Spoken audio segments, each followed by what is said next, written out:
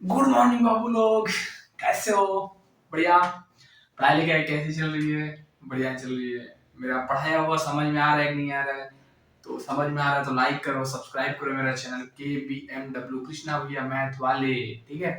और शेयर करो अपने दोस्तों के पास ताकि वो लोग भी देख पाए और फायदा ले पाए। ठीक है। तो आज हम लेके आए हैं चैप्टर 3 द्विघात समीकरण का वन शॉट। और जितने भी महत्वपूर्ण महत्वपूर्ण प्रश्न आने वाले हैं या आने की चांसेस ज्यादा हैं उनको मैंने इसमें कवर कर रखा है। तो आओ हम डिस्कस करते हैं। पहले टॉपिक इसमें पढ़ना क्या गया है, ठीक है। उसके बाद कहाँ से कितने नंबर के क्वेश्चन आने के चांसेस हैं उसको हम बताएंगे। उसके बाद हम लोग क्वेश्चन करना स्टार्ट करेंगे। देखो मैंने पहला टॉपिक लिख रखा है। देखो कुल मिला जुला कर द्विघात समीकरण से 2 नंबर का क्वेश्चन आएगा। ठीक है। इसमें टॉपिक देख लो द्विघात समीकरण का परिचय। परिचय में क्या हम लोग पढ़ेंगे कि द्विघात समीकरण होता क्या चीज है। ठीक है। द्विघात समीकरण हल क्या होते हैं, ये सब चीजें हम लोग इसमें पढ़ेंगे। ठीक है। उसके बाद आते हैं दूसरा टॉपिक में। तो द्विघात समीकरण को हल करने की विधियां। द्विघात समीकरण दिया हुआ है, उसको हल करने की कई सारी विधियां हैं। तुम्हारे सिलेबस में केवल 3 विधियां हैं। 3 विधियां हम लोग पढ़ेंगे। गुणनखंड विधि, पूर्ववर्ग विधि, सिद्धाचार्य सूत्र विधि। ठीक है। गुणनखंड विधि, पूर्ववर्ग विधि, सिद्धाचार्य सूत्र विधि, द्विघाती सूत्र के नाम से भी जाना जाता है। तो हम अब एक एक करके हम आगे वीडियो में बताएंगे तुमको। ठीक है। आगे आते हैं द्विघात समीकरण के विविधीकरण और उनके मूलों की प्रकृति। ये काफी इंपोर्टेंट टॉपिक है, इसको समझ लेना। द्विघात समीकरण के विविधीकरण और उनके मूलों की प्रकृति के बारे में पढ़ेंगे। ठीक है। चौथा है द्विघात समीकरण पर आधारित इबारती प्रश्न। यहाँ से भी क्वेश्चन आता है, ये आता है। देखो 9 नंबर का कैसे सेट करता है। ठीक है। सेटिंग बता रहा हूँ कैसे 9 नंबर का होता है। द्विघात समीकरण पर आधारित अभिव्यक्ति प्रश्न में 4 नंबर का क्वेश्चन बना सकता है। ठीक है। 4 नंबर का भी बना सकता है, कभी कभी 2 नंबर का भी बन जाता है। ठीक है। तो ये ध्यान रखो, 4 नंबर में तो आता ही है। देखो द्विघात समीकरण के विविधीकरण और उनके मूलों की प्रकृति और ये वाला टॉपिक, ये तीनों और ये मिला करके 4 नंबर में वो पूछ सकता है। समझ रहे हो? समझ पा रहे हो ना? 4 नंबर इन दोनों को मिला करके और अकेले यहाँ से 4 नंबर का भी पूछ सकता है। तो 4 4 8 और 1 नंबर यहाँ से भी कभी कभी पूछ देता है, वैसे तो कम पूछता है। ठीक है। तो ध्यान रखो। और इसमें इन दोनों टॉपिक से और भी क्वेश्चन पूछ सकता है। जैसे दे दे कि मतलब कोई भी क्वेश्चन दे सकता है कि इस विधि से हल करिए, तो 2 नंबर या 4 नंबर में दे देगा। फिर उसी में पूछ देगा कि इसका विविधीकरण बताइए और मूलों की प्रकृति बताइए। ठीक है। और जो भी मूल है उसको ज्ञात कीजिए। तो ये सब ऐसे सेटलमेंट है। तो ध्यान रखना, इस टॉपिक को अच्छे से समझ लेना। और इबारती प्रश्न अगर हल कर पाना तो ठीक है, नहीं तो कोई बात नहीं। इस टॉपिक को लेकिन जरूर से जरूर समझ लेना। और पूरा किसी भी विधि से, क्योंकि 3 विधियां हैं, तीनों समझ पाना तो ठीक है, तुमको पास होना है उसके लिए बता रहा हूँ। तीनों समझ पाना तो ठीक है, नहीं तो कोई भी एक विधि तुम ऐसा चूज कर लेना। इजी तो यही है, सबका बाप यही है। ठीक है। इजी क्या करना, तुम एक चूज कर लेना और उसको अच्छे से सीख लेना। कोई भी क्वेश्चन आएगा अगर जिक्र नहीं किया हुआ है कि गुणनखंड विधि से करो करो, इस विधि से करो, इस विधि से करो, तो तुम कोई भी एक विधि लगा करके कर सकते हो। ठीक है। तो अच्छे से सीख लेना यार, 9 नंबर की सवाल है। ठीक है। और चलो ठीक है, हम आगे स्टार्ट करते हैं टॉपिक एक एक करके।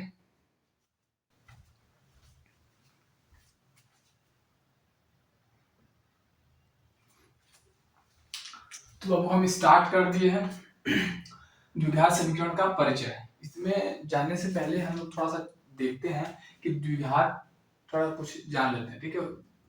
द्विघात बहुपद क्या होता है, फिर द्विघात समीकरण क्या होता है, ये चीज जानना बहुत जरूरी है कि द्विघात समीकरण आखिर होता क्या चीज है। तो द्विघात समीकरण को जानने से पहले हम ये जानते हैं कि द्विघात बहुपद क्या होता है। तो समझो, ऐसे बीजगणितीय व्यंजक जिनमें चर की घात धन पूर्णांक होना चाहिए, धन पूर्णांक हो, ठीक है, होना चाहिए, और अधिकतम घात 2 होना चाहिए।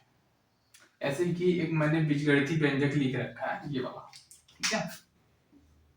समझो, ऐसे बीजगणितीय व्यंजक हो गया जिनमें चर की घात देखो, ये चर है, ये भी चर है, यहाँ पे चर नहीं है। ठीक है। तो चर की घात धन पूर्णांक होना चाहिए। इस पे घात देखो, धन का 2 है, प्लस का 2 है। अच्छा, इस पे देखो कुछ नहीं लिखा है ना, मतलब 1 लिखा होता है ना, प्लस का 1 लिखा हुआ है, तो ये भी धन पूर्णांक है, ये भी धन पूर्णांक है। ठीक है। और अधिकतम घात 2 होना चाहिए। मतलब जो अलजेब्रिक जो बीजगणितीय व्यंजक है उसमें जो अधिकतम घात हो वो 2 ही होना चाहिए, 2 से ज्यादा नहीं होना चाहिए, नहीं 2 से कम होना चाहिए। तो अधिकतम कितना है, देखो 2 है, 2 से और ज्यादा आएगा नहीं है ना, दो से कम है तो अलग बात है, लेकिन दो होना चाहिए। तो ये हो जाएगा आपका द्विघात बहुपद। समझ में आ रही है मेरी बात? अच्छा, थोड़ा सा एक और एग्जांपल से समझ लेते हैं कि ये द्विघात बहुपद है या नहीं है। देखो 3x³ + 4x, ठीक है। तो देखो इसमें जो चर है, तो यहाँ पे चर की जो घात है ये 3 है और यहाँ पे 1 है। मैंने क्या बोला है कि अधिकतम 2 होनी चाहिए, 2 से ज्यादा नहीं हो सकता, 2 से ज्यादा होगा तो फिर द्विघात नहीं होगा, ठीक है। तो इसलिए द्विघात नहीं होगा। समझ में आ रहा है ना? चलो अब आते हैं द्विघात समीकरण पे। द्विघात समीकरण क्या होता है कि अगर px तुम लोग कंफ्यूज हो गए px क्या चीज है, तो px का मतलब कोई भी एक मान लो बहुपद है, ठीक है, x में बहुपद है, x में, ठीक है, द्विघात बहुपद है x में। अगर px एक द्विघात बहुपद है तो px बराबर 0 को द्विघात समीकरण कहते हैं। जैसे ये द्विघात बहुपद हो गया, तो द्विघात बहुपद तुम लिख लो, ये है ना।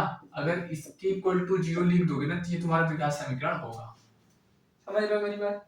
अच्छा, तो द्विघात समीकरण ऐसा ही होगा। द्विघात समीकरण का मतलब है कि जौन भी चरवा होगा ना, चर समीकरण में जो भी चर होगा ना, ओकरे कपड़ा पे 2 होना चाहिए, 2 घात होनी चाहिए, 2 से ज्यादा नहीं होनी चाहिए, 2 से कम भी नहीं होना चाहिए, अधिकतम 2 होना चाहिए, ठीक है। अब समझो ये तुम्हारा द्विघात समीकरण है। समझ में आ गया ना? अच्छा ये बताओ द्विघात जब बहुपद ही नहीं है तो द्विघात समीकरण भी नहीं होगा। तो अगर मैं लिखूं इसको 3x³ + 4x = 0, तो ये द्विघात समीकरण होगा? नहीं होगा, ये होगा लेकिन, ठीक है। समझ पा रहे हो मेरी बात? इसको समझ लो। चलो थोड़ा सा इस पे क्वेश्चन करते हैं कि कौन सा द्विघात समीकरण है कौन सा नहीं है। तो कुछ आपके सामने क्वेश्चन आएगा तो आप कैसे करेंगे, देखिए। जैसे मान लीजिए मैंने एक क्वेश्चन ये दे रखा है, दूसरा तीसरा दे रखा है, समझाते हैं कि द्विघात समीकरण है कि नहीं पता करना है। हम क्या करेंगे, पहले जो भी दे रखा है ना, जैसे ब्रैकेट लगा करके दे रखा है तो उसको पहले हटाएंगे, ठीक है। जैसे a + b का होल स्क्वायर x + 1 का होल स्क्वायर लिखा है ना, तो a² + b² + 2ab करेंगे, ये हो जाएगा। इधर जाएगा गुणा कर दीजिए, 2x - 6 हो गया, सबको इधर लेके आ जाइए, x² + 1 + 2x, इसको इधर लाएंगे -2x, माइनस इधर आएगा तो प्लस हो जाएगा, बराबर 0 हो गया। ये देखिए इससे कट गया, इधर हो गया x² + 6 1 7 बराबर 0। अब इसमें आप ध्यान से देखिए, ध्यान से देखेंगे तो पाएंगे इसमें जो चर है ना, इसमें अधिकतम घात कितना है? 2 है ना ये बच्चे, 2 है, वो भी धनात्मक है, माइनस में नहीं होना चाहिए, धनात्मक में होना चाहिए। तो ये आपका धन में है ना, तो इसलिए ये है द्विघात समीकरण है, द्विघात समीकरण है, ठीक है। अब यहाँ पे आ जाओ, अब यहाँ पे समझो ये है कि नहीं है पता करना है। तो इसको भी पहले हटाओ सबको, उसको एक्सपेंड करो, फैला दो। a - b का whole square a² + b² - 2ab, देखो तुम लोगों को समझाने के लिए इतना लिखना पड़ रहा है मुझे। x² + 3x + 1 बराबर x² + 4 - 4x, सबको इधर ला दो, तो x² + 3x + 1 - x² - 4 + 4x बराबर 0। आई देखो खत्म हो गया ना, और हाई वाला इधर साथ लगा दो, तो 4 3 7 -3 बराबर 0। अब इसमें देखो ध्यान से, इसमें देखो चर कहाँ है, चर भैया, चर तो ये रहा, चर की पावर देखो 1 है, अधिकतम 1 है ना, 2 वाला तो गायब है ना, तो ये तुम्हारा नहीं होगा। क्या नहीं होगा? द्विघात समीकरण नहीं होगा, ठीक है। ये लिख लेना, द्विघात समीकरण नहीं होगा। क्यों नहीं होगा? क्योंकि इस समीकरण में जो भी चर है, चर की घात अधिकतम 2 नहीं है, 2 से कम है, ठीक है, इसलिए नहीं होगा। यहाँ पे बताओ ये होगा कि नहीं होगा? इसको जांच करने कैसे जांच करेंगे, पहले तो गुणा कर लेंगे, इसको गुणा आता होगा ना यार, इसका गुणा इसके साथ करते हैं, तो x स्क्वायर, इसका गुणा इसके साथ करते हैं, देखो इसका इसके साथ किए, फिर इसका इसके साथ करते हैं, तो x स्क्वायर फिर प्लस का x, फिर अब इसका इसके साथ करो -2x, इसका इसके साथ करते हैं तो -2 इधर हो गया, ऐसे इधर कर लो। तो तुम देखो समझो बात को, कैसे करते हैं, इसका इसके साथ करो x स्क्वायर, फिर इसी का इसके साथ करो तो प्लस का 3x। समझ पा रहे हो मेरी बात? नहीं समझ पा रहे आप? चलो अभी इधर देखो, इसका इसके साथ करो तो minus x, minus one x भी लिख सकते हो। इसका इसके साथ करो तो माइनस के। गुणा भी सीख लो यार, बहुत बच्चों को दिक्कत हो रहा होगा, ठीक है कोई बात नहीं। इसको हल कर लेते हैं। एक्स स्क्वायर, इन दोनों को माइनस एक्स माइनस दो बराबर एक्स स्क्वायर प्लस दो एक्स माइनस तीन, सबको एक साइड कर लो। X square minus x minus दो माइनस एक्स स्क्वायर माइनस दो एक्स प्लस तीन बराबर जीरो। देखो हाई से हाई कट गया, और हाई वाला इसके साथ मिल करके बना लिया दिस, तो माइनस तीन एक्स, और हाई के साथ तो प्लस एक बराबर जीरो। ये बताओ द्विघात समीकरण है कि नहीं है? नहीं है, क्योंकि यहाँ पर भी जो चर है उसकी घात अधिकतम एक है, जबकि दो होना चाहिए, इसलिए भी नहीं है। ठीक है, तो उम्मीद करता हूँ कि क्वेश्चन आप लोगों को समझ में आ गया होगा कि ऐसे क्वेश्चन आएंगे तो कैसे करेंगे। ठीक है, आपको कुछ नहीं करना है यार। देखो जो भी दे रखा है समीकरण, उसको भाई स्क्वायर में दे रखा है तो उसको पहले फैला लो, ऐसे दे रखा है फैला लो, ऐसे दे रखा है पहले गुणा उड़ा कर लो। जिस कंडीशन में दे रखा है ना, तुमको गुणा उड़ा करके फिर एक पक्ष में ला देना है, फिर उधर जीरो रखना है। उसके बाद देखना है कि जो भी चर होगा उसके सबका परा पे दो लिखल बा कि नहीं लिखल है। ठीक है, दो लिखा होना चाहिए, तो वो भी धन वाला दो, प्लस का दो, माइनस का दो लिखा रहेगा तो नहीं होगा। जैसे मान लो कोनो समीकरण आ गई बा ऐसी, ठीक है, अब पूछा जाए ये बताओ द्विघात समीकरण है कि नहीं है, तो सीधे बोल दोगे नहीं है, क्योंकि द्विघात बहुपद ही नहीं है, क्योंकि कपड़ा में माइनस दो आ गया। ठीक है, जबकि डिफिनीशन परिभाषा में क्या है कि अधिकतम धन घात धन पूर्णांक होना चाहिए, घात धन पूर्णांक होना चाहिए और अधिकतम दो होना चाहिए। तो दो तो है लेकिन धन पूर्णांक नहीं है, इसलिए द्विघात बहुपद ही नहीं है। जब द्विघात बहुपद ही नहीं तो समीकरण भी नहीं होगा। चलो ठीक है, नेक्स्ट टॉपिक की तरफ हम बढ़ते हैं।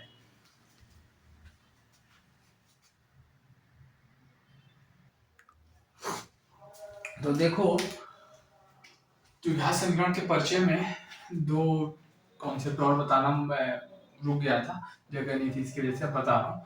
द्विघात समीकरण का मानक रूप क्या होता है? देखो द्विघात समीकरण का मानक रूप पूछेगा ना तो मतलब है क्या कि हमेशा याद रखना द्विघात समीकरण का मानक रूप ये होता है बच्चे, a x square plus b x plus c बराबर zero, a x square plus b x plus c बराबर zero, a x square plus b x plus c बराबर जीरो, जहां ए बी सी वास्तविक संख्याएं हैं और ए का मान जीरो नहीं होना चाहिए, इसका मान जीरो नहीं होना चाहिए, इसका मान जीरो नहीं होना चाहिए। इसका मान जीरो हो गया तो वो फिर द्विघात रह ही नहीं जाएगा। ठीक है, ये ध्यान रखना ना, ये मानक समीकरण है द्विघात समीकरण, इसको याद रखना है, इसका आगे बहुत काम पड़ने वाला है। ठीक है, चलो आगे देखते हैं द्विघात समीकरण का हल या मूल क्या होते हैं। हल और मूल दोनों सेम चीज है, हल और मूल लिख के आएगा तो कंफ्यूज मत होना, हल का मतलब भी वही है, मूल का मतलब भी वही है। तो होता क्या चीज है जान लेते हैं। चर का जो मान समीकरण को संतुष्ट करता है वो समीकरण का हल या मूल कहलाता है। मतलब क्या करना है कि जैसे जो भी चर दिया रहेगा उसका कोई मान मिलेगा, मान है, और उसको क्या करोगे समीकरण में रख दोगे। समीकरण में रखने के बाद अगर संतुष्ट होता है, संतुष्ट होने का मतलब ये कि दोनों पक्ष जीरो जीरो हो गया, तो क्या करेंगे, समझ रहे हो ना, दोनों पक्ष जीरो जीरो बराबर हो गया। ठीक है, तो क्या कहेंगे उसको, समीकरण का हल है, अदरवाइज नहीं है। ठीक है, तो इसको समझते हैं। ये क्वेश्चन मैंने लिख रखा है कि दो और तीन समीकरण इतना के मूल है या नहीं, इसको कैसे हल करोगे, पता करना है दो है कि नहीं है, तो समीकरण में रख दो। तो दो x square minus x minus छह में रखो, ये समीकरण है ना, तो x की जगह पे दो रखो, तो दो, फिर दो का स्क्वायर माइनस दो माइनस छह, तो दो गुणे दो दूनी चार माइनस दो माइनस छह, तो आठ माइनस ये आठ बराबर जीरो। आगे ना संतुष्ट कर रहा है तो दो क्या होगा, इसका हल होगा, दो हल होगा। ठीक है, अब तीन पता करना है कि नहीं है, तो दो गुणे तीन का स्क्वायर रख दो भैया, तीन रख दो ना इसमें, तो दो गुणे तीन त्रिका नौ माइनस छह तीन नौ, नौ दूनी 18 माइनस नौ, नौ बच रहा है, जीरो नहीं आ रहा है ना, जीरो आएगा तभी होगा हल, नहीं तो नहीं होगा। तो नौ आ रहा है तो तीन हल नहीं होगा। ठीक है, दो हल होगा लेकिन तीन हल नहीं होगा, तो ऐसे पता करते हैं। ठीक है, अब बढ़ते हैं अपने नेक्स्ट टॉपिक की तरफ।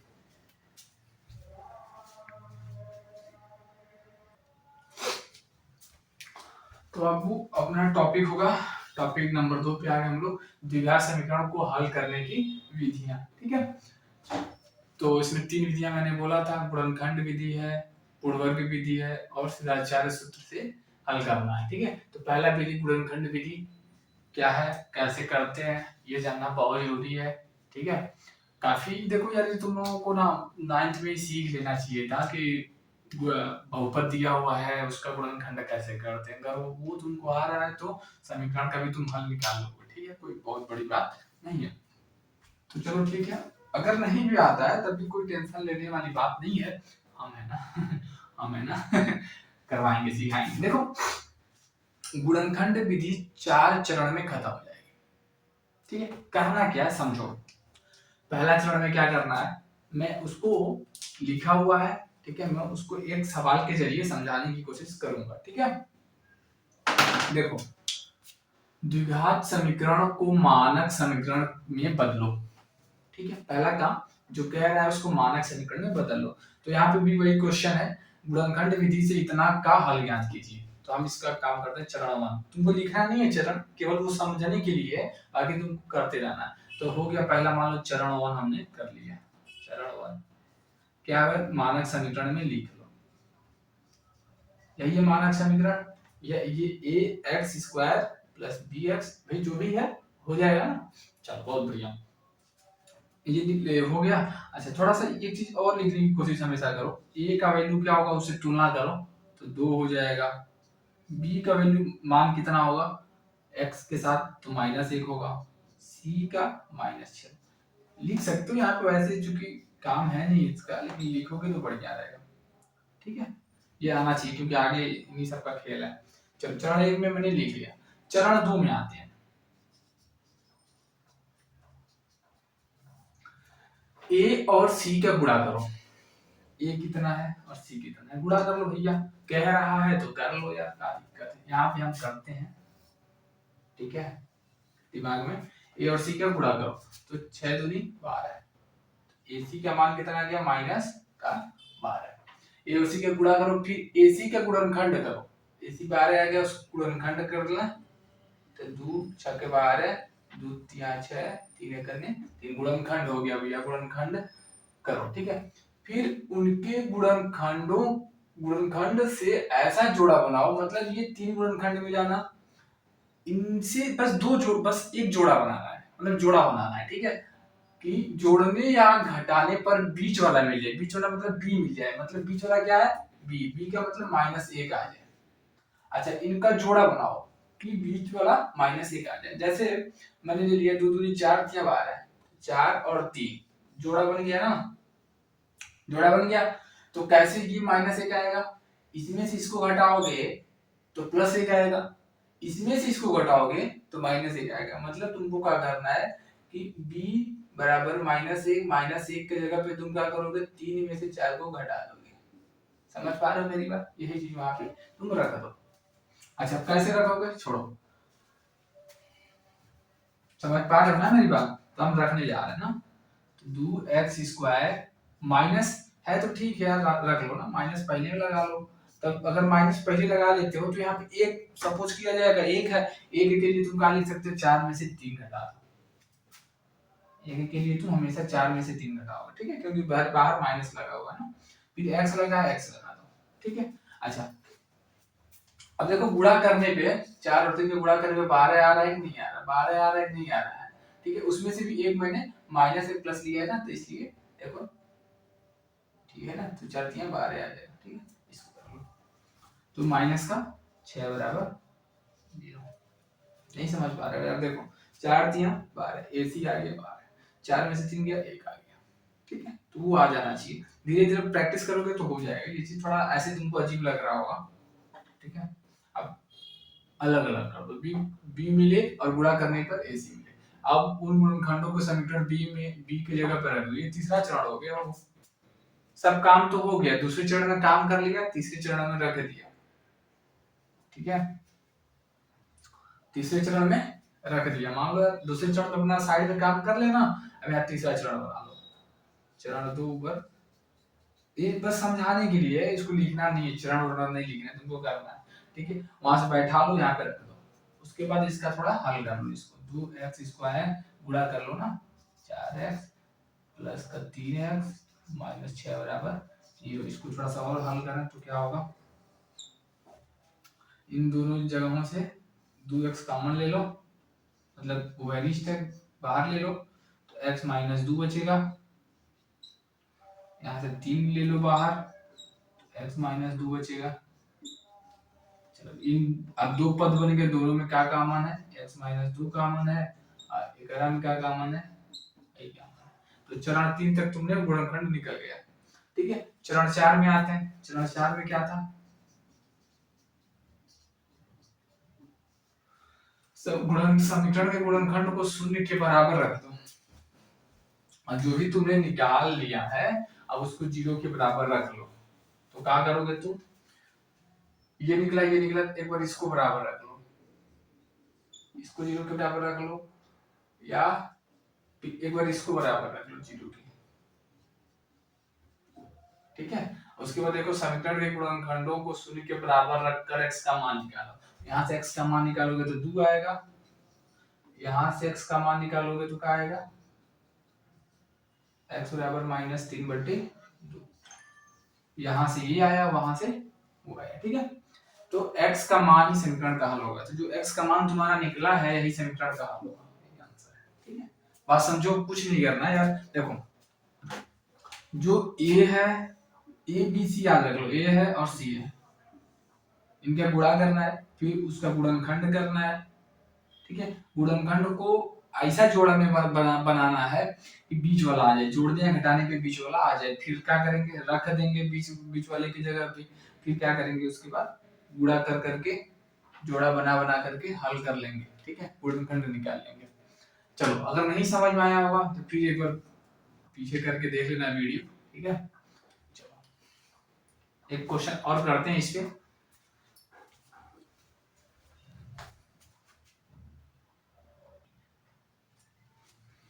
देखो एक और क्वेश्चन है इस पे कि इतना को गुणनखंड विधि से हल करो। कर्णिंदु x² प्लस 7x प्लस 5 कर्णिंदु को बराबर 0 को गुणनखंड विधि से हल करो। तो तुम क्या करोगे, है ये a है, इसको इसके साथ गुणा कर लो। ठीक है, हम थोड़ा सा इसको, ये a है, ये c है, a और c का गुणा कर लो। तो 5 का गुणा 5 रूट कर्णिंदु का गुणा जब करे साथ ही करोगे तो 5 आई मिलके 2 बना देगा। तो 5 दुनिया 10, 10 का गुणनखंड कर लो। अब 10 का गुणनखंड करोगे तो 2 5 बना, अब 2 ये तो बैठ रहा है और तो है नहीं, तो टेंशन लेने वाली बात नहीं है। तो 5 दूनी 10, गुणा करने पे 10 आना चाहिए और जोड़ने पर या घटाने पर ये बिचवा वाला आना चाहिए। तो यहाँ पे जोड़ने पे आना चाहिए। ठीक है, जोड़ने पे आ रहा है बिचवा वाला, गुणा करने पे 10 आ रहा है। तो यहाँ पे 5 और 2 बैठेगा, तो क्या करोगे तुम, कर्णिंदु x² 7 की जगह यहाँ पे तुम 5 प्लस 2 लिख दोगे। बस, समझ पा रहे हो मेरी बात। अब अलग विलग कर लो, तो गुणा कर लो तो 5x, ये करे साथ होगा तो 2x प्लस 5 कर्णिंदु बराबर 0। अब दो लोगन के लेके आगे बढ़ जाओ लोगन। ठीक है, यहाँ से कुछ कॉमन मिला था, कुछ कॉमन मिले था, कॉमन का मतलब गुणन उभयनिष्ठ मिला था। कुछ उभयनिष्ठ मिल रहा है अगर, तो उसको बाहर लिख लो। x मिला था ना, यहाँ से हाई नाम मिला था। ठीक है, करा इसे लिख दो। यहाँ से देखो का बाहर मिला था, देखो जब 2 लिखा है ना, तुम 2 को 2 बार कर्णी में 2 लिख करके गुणा कर सकते हो, लिख सकते हो ना। अब यहाँ एक बार कर्णी 2 मिलत है तो बाहर लिख लो एक तो। यहाँ पे और का बच जाएगा, कर्णी 2 बच जाएगा, x बच जाएगा, यहाँ पे 5 बच जाएगा। बात समझ पा रहे हो मेरी, नहीं समझ पा रहे हो, चलो ठीक है। अब क्या करोगे तुम, अब देखो ये द्विपद में कन्वर्ट हो गया, द्विपद में बदल गया। अभी हमन से का कॉमन मिला था, ये देखो बिचवा वाला कॉमन मिला था ना, हाई वाला मिला था, बाहर लिख लो, एक का बार लिख लो। फिर क्या करना, यहाँ पे हाई बच रहा है, यहाँ पे हाई बच रहा है। ठीक है, हो गया गुणनखंड। 3 चरण तुम्हारा कंप्लीट हो गया। चौथा चरण में क्या बोला था, जो भी गुणनखंड आएगा उसको 0 के बराबर लिख लेना है। एकरा को 0 के बराबर लिख लो, या एकरो के 0 के बराबर लिख लो। तो यहाँ से जब इसको हल करोगे तो 5 उधर जाएगा तो -5, x रोक दोगे तो -5 नीचे आ जाएगा, कहानी में 2। यहाँ से आ गया, यहाँ से क्या हो जाएगा, x रोक दोगे उधर ले जाओगे तो कहानी में। ठीक है, तो ये दोनों आंसर होगा। समझ में आ रहा है नहीं आ रहा है? तो और क्वेश्चन करो, इस पे प्रैक्टिस करो यार, देखो ये आगे भी काम आएगा ना, इसलिए इसको सीखो अच्छे से सीख लेना। चलो अब हम दूसरे विधि की तरफ बढ़ते हैं।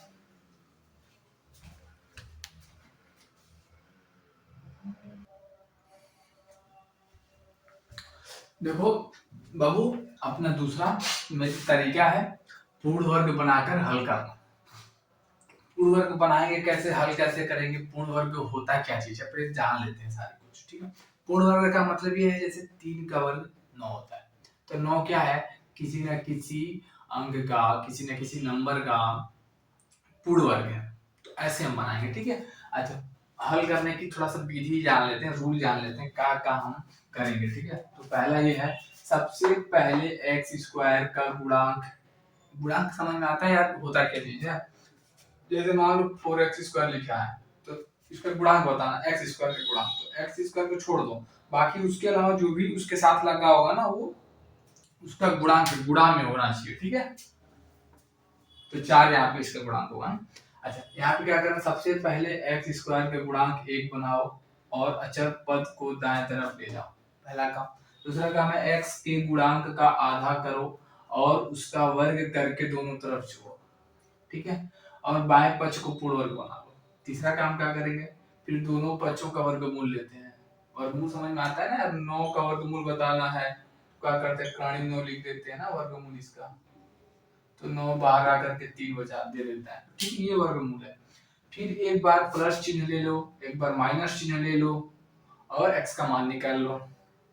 जो x का मान मिलता है वही समीकरण का हल होता है। ये तो केवल समझने के लिए हो गया, अब हम एक सवाल के जरिए समझाते हैं, ठीक है। समझो, पहला क्या बोला है, x² का गुणांक 1 बनाओ। तो तुम देख रहे हो यहाँ पे x² का गुणांक क्या है, 5 है, तो 1 कैसे बनेगा, तो ये ध्यान रखो, x² का गुणांक 1 बनाना है ना, तो उसके गुणांक में जो भी लिखा होगा उसी से दोनों पक्ष में भाग दे दो। तो 5 से क्या करेंगे, भाग दे देंगे, इधर भी भाग दे दो, इधर भी भाग दे दो, तो यहाँ पे क्या हो जाएगा, यहाँ से तो 5 हट जाएगा ना यार, x² हो जाएगा, यहाँ पे 5 आ जाएगा इसके नीचे, और यहाँ भी 5 हो जाएगा, ठीक है। ये तुम्हारा पहला काम हो गया। और अचर पद को दाएं तरफ ले जा, अचर पद क्या है, ये अचर पद है, ये अचर पद है, अचर पद है ना, इसको इधर भेजो, तो क्या हो जाएगा समझो,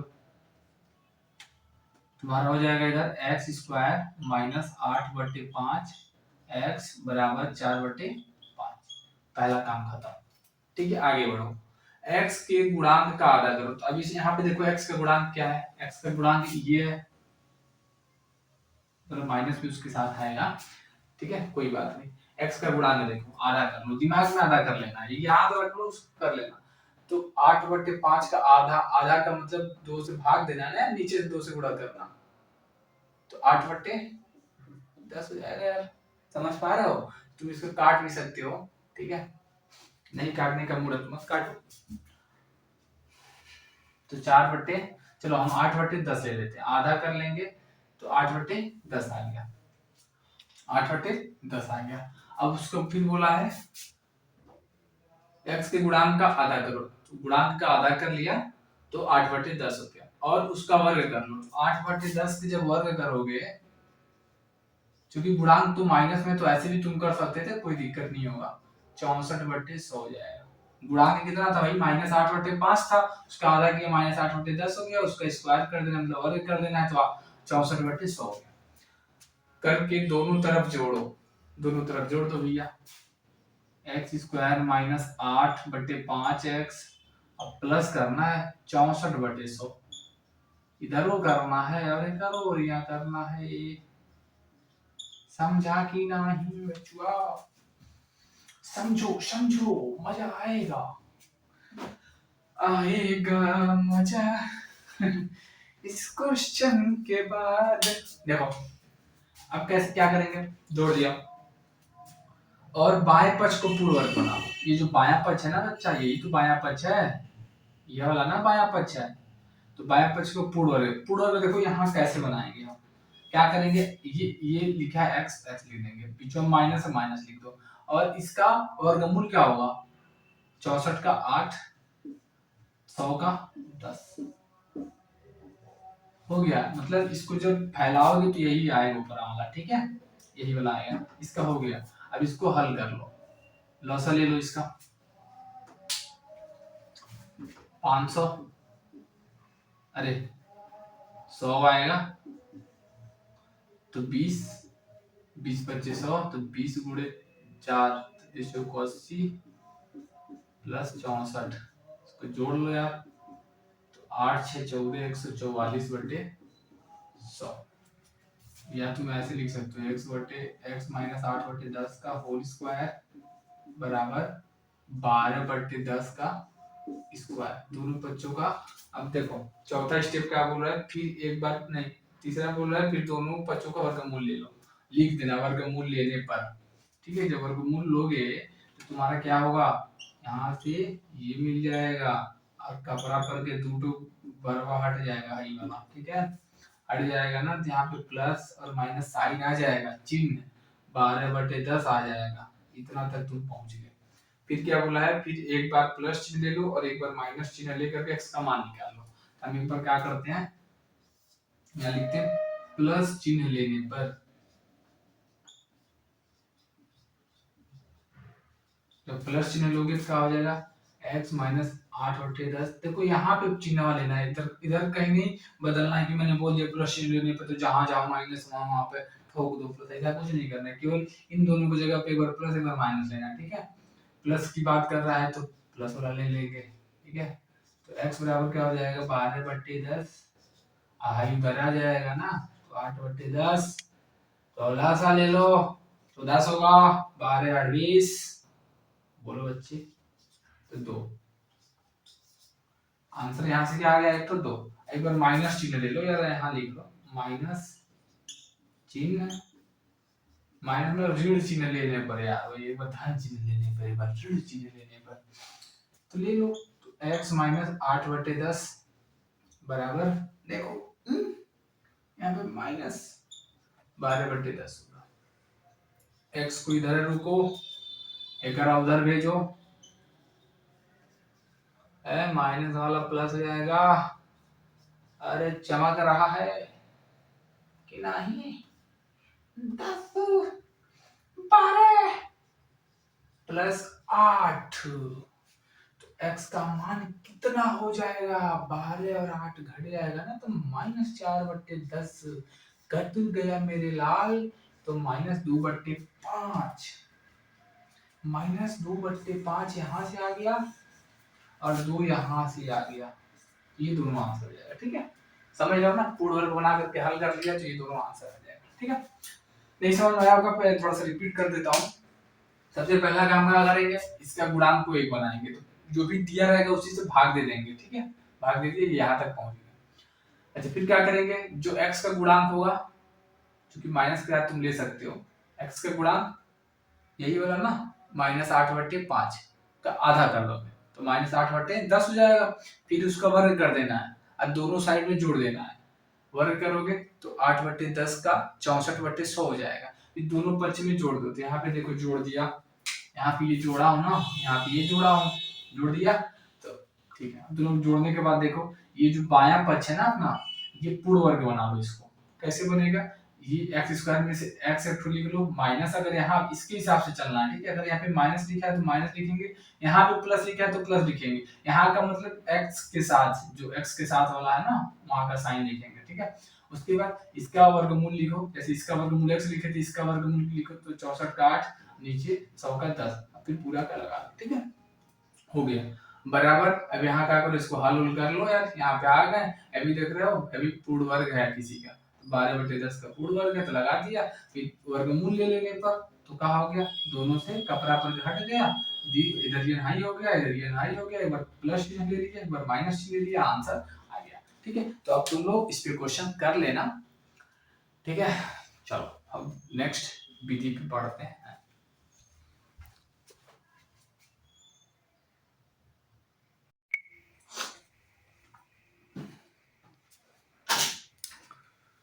तो बाबू हम लोग द्विघात समीकरण को हल करने की तीसरी विधि पे आ चुके हैं, जिसका नाम है श्रीधराचार्य विधि या द्विघाती सूत्र तरीका, ठीक है।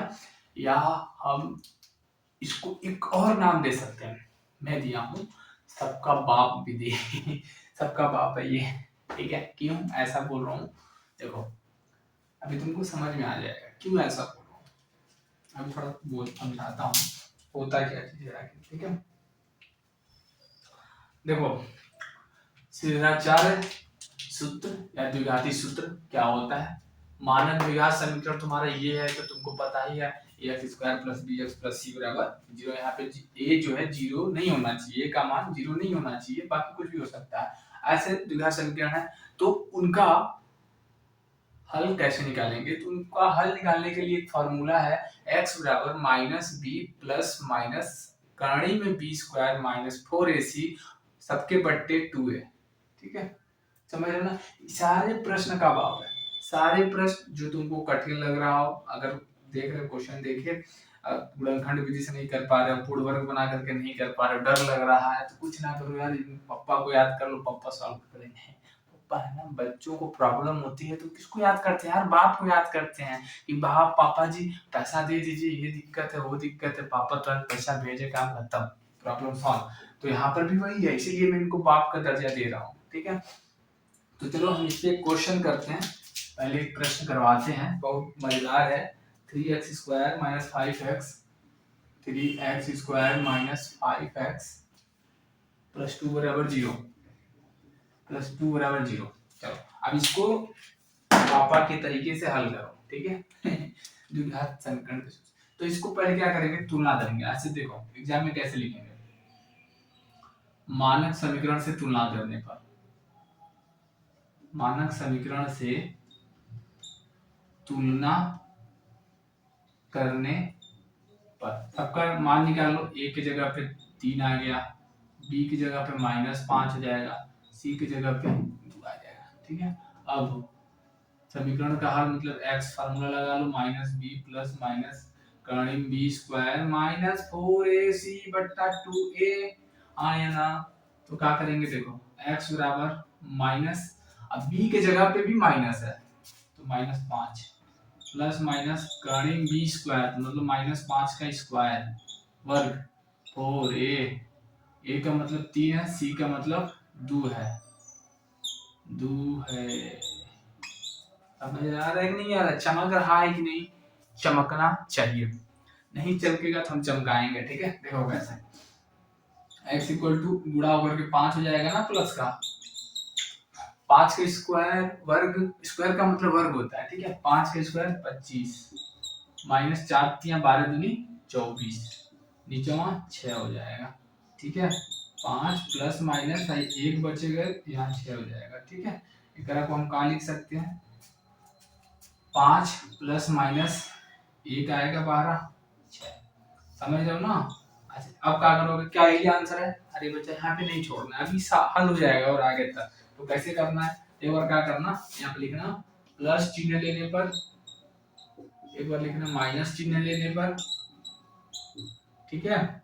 एक बार प्लस चिन्ह लोगे तो क्या हो जाएगा, x बराबर 5, बिचवा में जहाँ पे प्लस माइनस दिख रहा है ना वहां पे प्लस करना है, तो प्लस 1/6 तो 6/6 मतलब एक आंसर आ गया, ठीक है।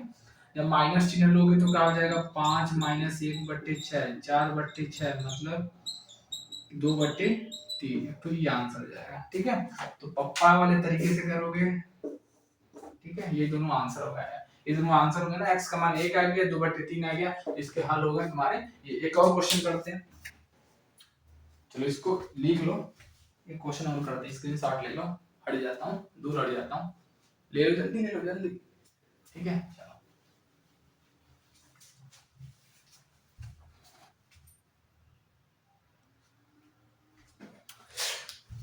तो सिद्धाचार्य फार्मूले से एक क्वेश्चन और करेंगे, इतना को सिद्धाचार्य विधि से हल करो, ठीक है। क्या करेंगे, मानक समीकरण से पहले लिखेंगे, मानक समीकरण से तुलना करने पर, तो करोगे ना, होता क्या, a x square plus b x plus c बराबर 0 होता है ना मानक समीकरण। तो तुलना करो, ए की जगह पे 2 मिल गया, बी की जगह पे देखो ये चीज लिखा हुआ है, क्या लिखा हुआ है भाई, और सी की जगह यहाँ पे 1 लिखा हुआ है ना, निकल गया, ए बी सी निकल गया। क्या करोगे, फार्मूला क्या है, x equal to minus b plus minus कहानी में बी स्क्वायर माइनस 4ac बटे 2a है ना। तो x बराबर क्या करोगे, माइनस बी की जगह यहाँ पर भी माइनस है तो उसको भी ऐसे कर लो। तो फार्मूले का माइनस है, ये यहाँ का माइनस है, ठीक है। प्लस माइनस कहानी में बी स्क्वायर करेंगे ना, तो बी की जगह यहाँ पर हाई रख देंगे, माइनस 4 कर देंगे। ए की जगह यहाँ पे 2 है, 2 रखो, सी की जगह यहाँ पे 1 है, 1 रखो, नीचे में क्या करोगे, 2 रखोगे, गुणे 2 करोगे। समझ में आ रहा है कि नहीं आ रहा है, इसका गुणा करोगे तो 2 कॉर्डिंग 2 हो जाएगा, प्लस माइनस हो जाएगा, 2 दूनी 4, देखो 2 का स्क्वायर 4 गुणे 2 8 हो जाएगा, 2 दूनी 4 दूनी 8, यहाँ भी 8 हो जाएगा। अरे माई हो माई, ई का हो गई, ई कुछ ना भाई, ई यह हो गई कि जब कहानियां में लिखल बा ना, ई जीरो आ गई, मतलब ये जो कहानी में लिखा है, ई जीरो आ गया। जीरो आने का मतलब ये होता है, आगे समझ में आ जाएगा, ठीक है। जीरो आ गया ना, तो दोनों मान, मतलब x के दो मान आते हैं भैया, कोई भी द्विघात समीकरण है, x के मैक्सिमम ज्यादा से ज्यादा दो ही सोल्यूशन होगा, दो ही आंसर होगा, दो ही हल निकलेगा, दो ही मूल होगा, दो से कम, दो से ज्यादा तो नहीं हो सकता, और दो से कम भी नहीं हो सकता, दो से कम नहीं हो सकता, ठीक है। हाँ, बात अलग है कि भैया वास्तविक की बात करें तो दो से कम हो सकता है, ऐसी बात नहीं है, ठीक है ना। तो अधिक से अधिक द्विघात समीकरण के दो ही मूल हो सकते हैं। जब भाई जीरो हो गया तो इसको हटा दो भैया, तो x बराबर 2 रूट में कर्ण 2, आई जीरो हो गई तो कोई मतलब है ना, आप इसको काट पीट दो बच्चा, तो इसको तुम अभी भी लिख सकते हो कर्ण 2, नीचे में 2 लिखा है ना, तो नीचे में 2 को तुम 2 बार लिख सकते हो, तो एक तो कट जाए, का बच जाए, बच जाए। तो ऐसी सिचुएशन में कि जब कड़ी में जो लिखा हुआ है ना हाई बी स्क्वायर माइनस 4ac ई जीरो हो जाए, तो समीकरण के दोनों मूल सेम आते हैं, मतलब जो x का आंसर आएगा, जो x का मान आएगा ना, x बराबर 1 रूट कर्ण 2, दो बार लिख देना। काहे दो बार लिख दो, काहे कि द्विघात समीकरण है, द्विघात समीकरण है तो दो मूल आना चाहिए, एक तो है एक तो है, तो इसके भी दो ठो आएंगे, एक तो है एक तो है, दोनों सेम हो जाता है, ठीक है। तो चलिए अब नेक्स्ट टॉपिक की तरफ बढ़ते हैं, इस पे कठिन से कठिन क्वेश्चन का प्रैक्टिस करिएगा, पप्पा जी हैं हल तो करवा ही देंगे, ठीक है। चलिए आगे बढ़ते हैं।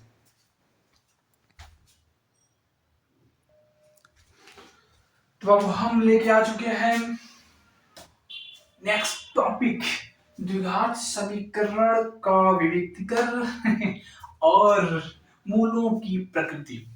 विविक्तीकरण क्या होता है और मूलों की प्रकृति क्या होता है, हमारा लेक्चर, हमारा मतलब जो भी हम बोलेंगे इसी टॉपिक पे बोलेंगे, ठीक है। तो ये काफी इंपोर्टेंट टॉपिक है, और द्विघात समीकरण में कक्षा 10 में ये सीखना बहुत जरूरी है, यहाँ से एक प्रश्न आएगा ही आएगा, कुछ ना कुछ इधर उधर करके आता है क्वेश्चन। देखो तो हम सीखते हैं द्विघात समीकरण का विविक्तीकरण। विविक्तीकरण जब हम कक्षा 10 में पढ़ते थे तो हम विविक्तीकरण पढ़ भी नहीं पाते थे विविक्तीकरण क्या है, विविक्तीकरण इंग्लिश में बोलते हैं डिस्क्रिमिनेंट, कैपिटल डी से दिखाते हैं इसको, ठीक है। चलो तो समझते हैं होता है क्या चीज। मानक समीकरण ax square plus bx plus c बराबर 0 के लिए व्यंजक b स्क्वायर माइनस 4ac को ही विविक्तीकरण कहते हैं, इसको बड़का डी से दिखाते हैं, बड़का डी लिखा हुआ है तो मतलब विविक्तीकरण है, ठीक है। ऐसे एक क्वेश्चन करवाते हैं कि समीकरण इतना के विविक्तीकरण बताओ, तो समीकरण इतना का विविक्तीकरण निकालने से पहले तुमको ए बी सी पता होना चाहिए। ए का मतलब क्या होता है तुमको पता है यार, एक्स स्क्वायर का गुणांक, तो ए बराबर 3 आ गया, चलो बी बराबर क्या आ जाएगा, एक्स का गुणांक 4, सी क्या होता है अचर पद -5, हाँ चिन्ह के साथ भी रखते हैं, ठीक है। ये हो गया। अब देखो आपने को निकालना विविक्तीकरण का मतलब डी, डी का मतलब फार्मूला क्या है, बी स्क्वायर माइनस 4ac, इसको रखा दो, बी की जगह यहाँ पे 4 रखा दो भैया, और ए की जगह यहाँ पे 3 रखा दो, सी की जगह यहाँ पे -5 रखा दो, तो 16 हो जाएगा, माइनस माइनस प्लस हो जाएगा, 5 को 20, 20 दूनी 40, 20 दूनी 40, 60 हो जाएगा, 60 70 76 आ गया हमारा बाबू लोग। तो इसका विविक्तीकरण कितना आ गया, ये आ गया, ठीक है। विविक्तीकरण समझ में आ गया। अब इसी ये चीज अगर समझ में आ गया तो हम आगे जो समझाने वाले हैं मूलों की प्रकृति, उसके बारे में आपको तभी समझ में आएगा, ठीक है। आगे बढ़ते हैं।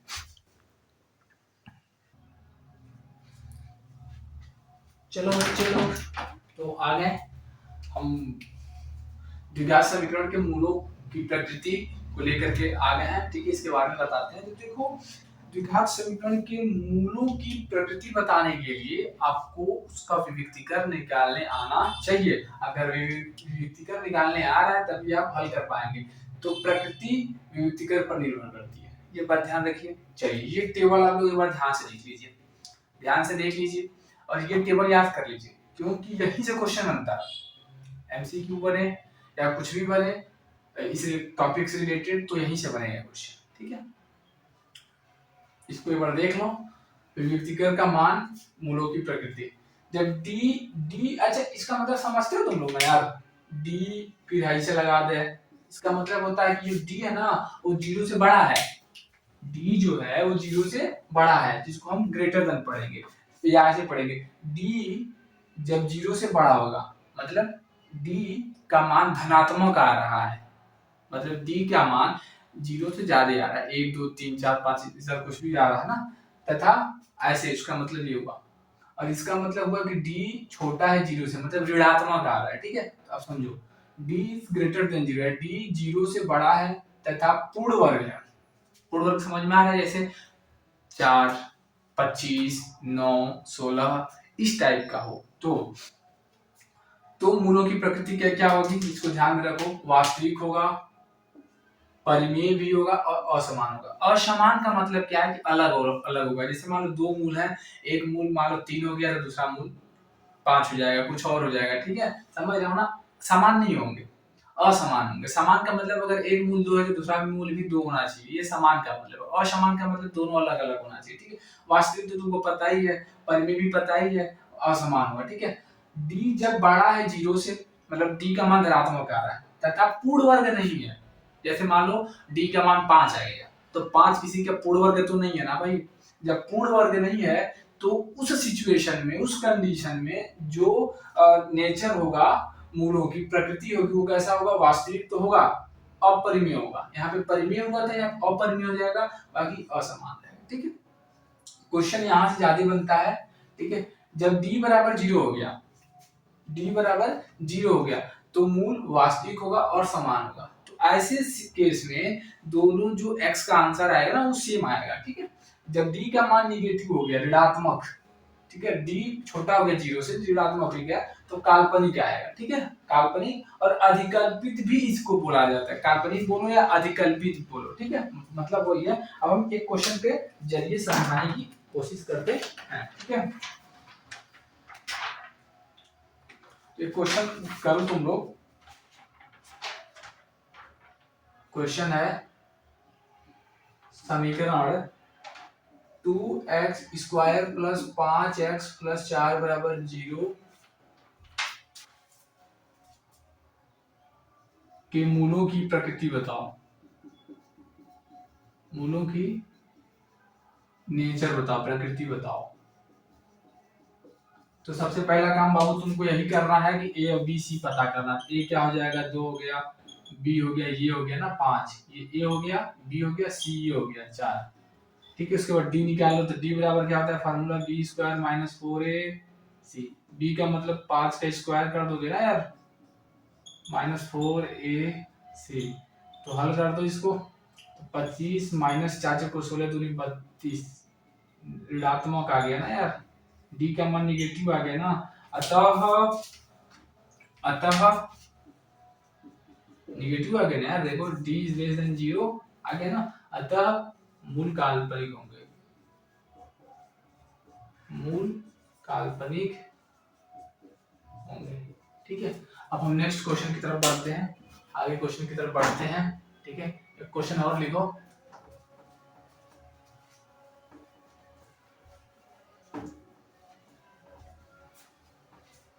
ये क्वेश्चन और तुम लोग करो तभी समझ में आएगा। क्वेश्चन ये है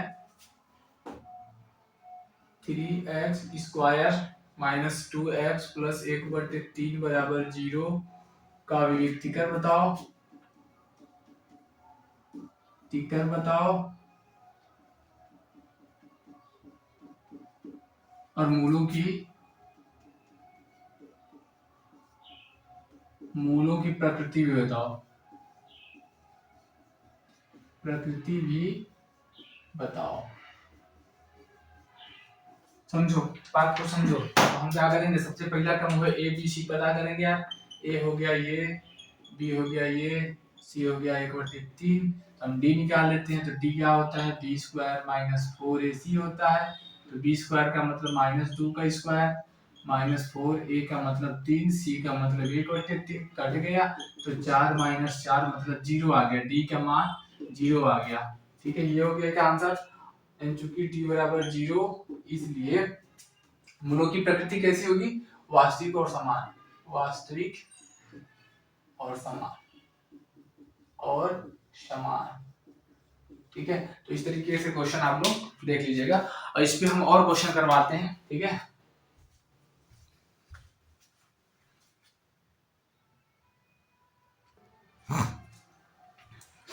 तो अब लोग इस टॉपिक से रिलेटेड अभी हम लोग 2 क्वेश्चन और करते हैं, जो दोनों क्वेश्चन यहाँ पे लिखा हुआ है।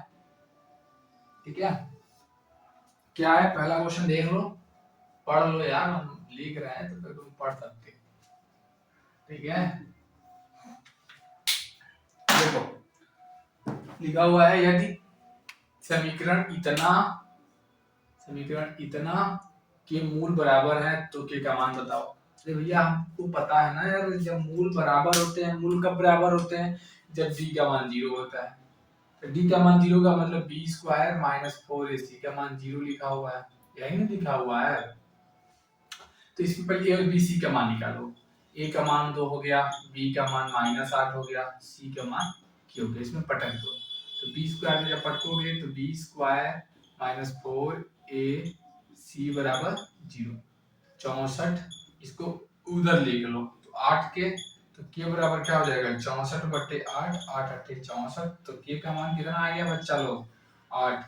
तो यही अपन आंसर है। अगर के का मान यहाँ पे 8 रखेंगे ना तो मूल बराबर आएगा, कि इसके अलावा कुछ और रखेंगे तो नहीं आएगा। ठीक है, यहाँ पे देखो, आ जाओ। एम के किन मानों के लिए समीकरण इतना के मूल समान है, मतलब वही चीज लगाना है। यहाँ पर भी वही डी बराबर 0 होगा तभी तो मूल समान होंगे यार। तो डी का पहले यहाँ पे ए और बी सी निकाल लो। ए का मतलब m+1, बी का मान कितना है 2m+3, सी कितना है 2m+3, इस टाइप का है। ठीक है, तो डी बराबर 0 रखो, तो बी स्क्वायर माइनस 4ac बराबर 0 पटको बाबू। देखो इसमें थोड़ा सा बी स्क्वायर माइनस 4ac,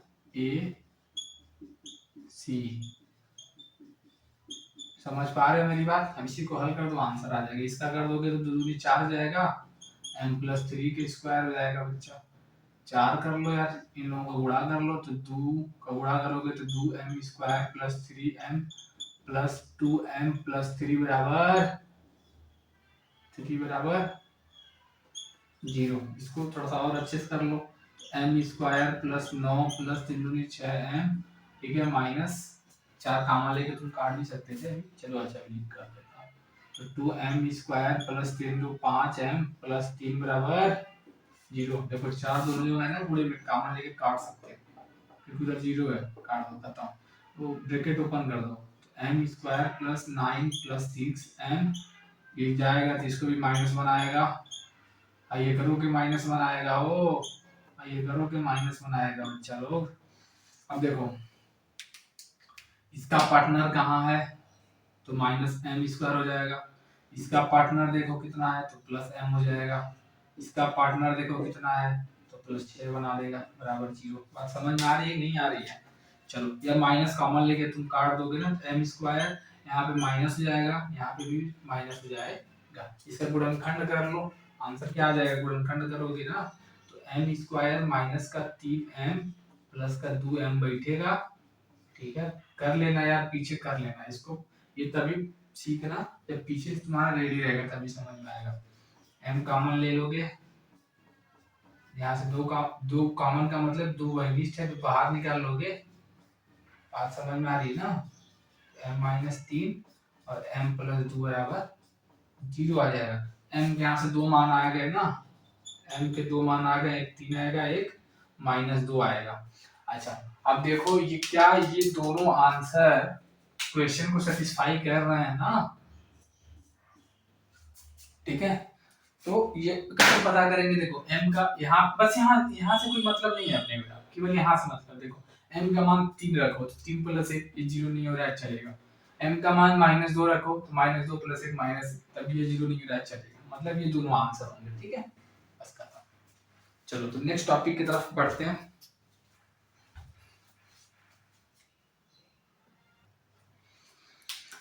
देखो बाबू, एक और कॉन्सेप्ट है अपना कि द्विघात समीकरण के अगर मूल दे रखे हैं यार, अगर बोल रखा है कि मूल समथिंग समथिंग है, कुछ भी दे रखा है दो ठो, अब बोल रहा है कि समीकरण बताइए, तो कैसे निकालो यार, अभी तक तो हम लोगों को द्विघात समीकरण दिया रहता था और उसका हल निकालते थे, अब हल दिया है समीकरण बनाइए, तो काफी अच्छा चीज है। देखो कैसे करेंगे, मान लो ये द्विघात समीकरण है और इसके दोनों मूल अल्फा और बीटा है, तो इस द्विघात समीकरण को तुम बनाओगे कैसे, कुछ नहीं करना है, जो भी दोनों मूल दिया है ना तो क्या करो, जैसे मान लो 2 और 3 दिया हुआ है, 2 और 3 दिया हुआ है, तो क्या करो x में से 2 को घटा दो, फिर गुणा कर दो, x में से 3 को घटा दो, यही आंसर है, बस खत्म, गुणा कर दो बन जाएगा अपने आप, ठीक है। ऐसे कर सकते हो ना, समझ में आ रही है मेरी बात, नहीं आ रही है तो इस समीकरण को हम x minus alpha into x minus beta कर देंगे इक्वल टू,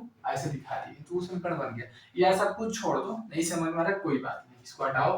अब देखो क्या करेंगे, सिंपल सिंपल सी बात है कि भैया अगर समीकरण बनाना है, मूल दे रखा है 2 3, तो हम क्या करेंगे, समीकरण होगा एक्स स्क्वायर अपने पास से रखेंगे माइनस मूलों का योग, तो मूलों को जोड़ दो तो 3 2 5 हो गया, यहाँ पे 5 कर देंगे, x लगाएंगे प्लस लगाएंगे, मूलों को गुणनफल कर दो, गुणनफल का मतलब गुणा, गुणा 3 गुणे 2 6 होता है, बस बन गया, यही द्विघात समीकरण है, इसमें पटक दो इससे भी आंसर आ जाएगा, ठीक है।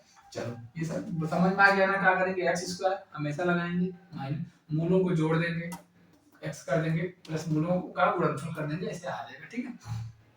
इन दोनों को जब आप कंपेयर करोगे ना गुणा करके, तो तुम देखोगे अल्फा प्लस बीटा की जगह पे माइनस डी बटे ए मिलता है, इसको तुम याद रख लो, अल्फा बीटा के मूलों का योग।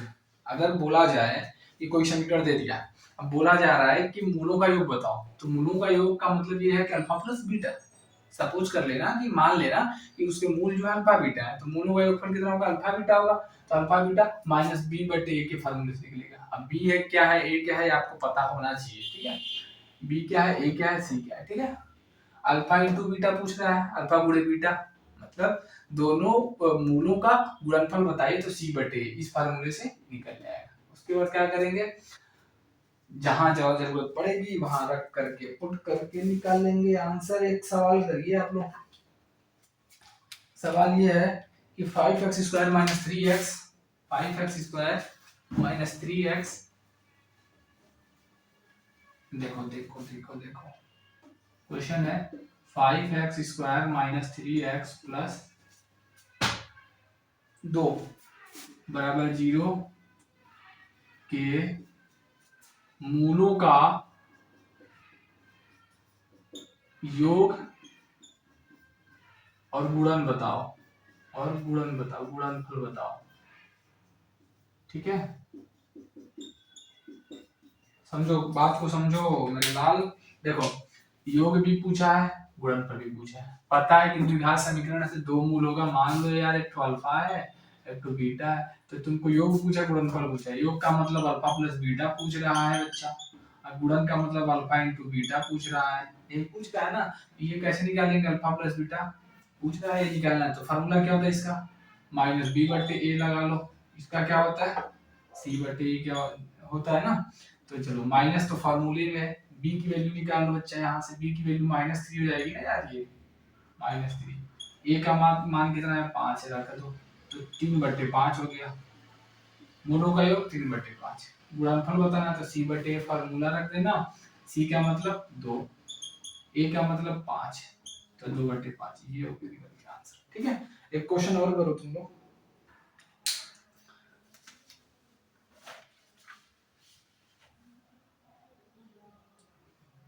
एक समीकरण बनाओ, एक क्वेश्चन और करो।